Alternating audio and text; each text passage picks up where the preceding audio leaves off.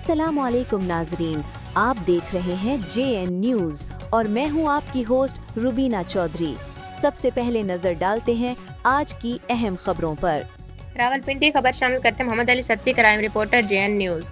Rawalpindi Hazara colony से ताल्लुक रखने वाले नवाब खान जदून मरहूम के साहबजादे अली खान जदून फखरे पंजाब पुलिस ने हाल ही में उम्रे की इजाजत हासिल करके अपने वतन वापस पहुंचे, जिस पर इनके अहले खाना, दोस्तों और रिश्तेदारों में खुशी की लहर दौड़ गई। इनकी वापसी के मौके पर लोगों की एक बड़ी तादाद इन्हें घर का रुख किया ताकि इन्हें मुबारकबाद पेश की जा सके। इस मौके पर Syed Mukhtiar Hussain Shah, deputy divisional warden CDP Alamgir Khan, group warden CDP sector warden Mohammad Ali Satti, CDP principal secretary सदर Lal Khan, inspector CCD Saqib Shah, inspector SP Jabir Shah, दाजा दानिश शिदानी और इस बाबरकत सफ़र की खुशी में शरीक हुआ जा सके।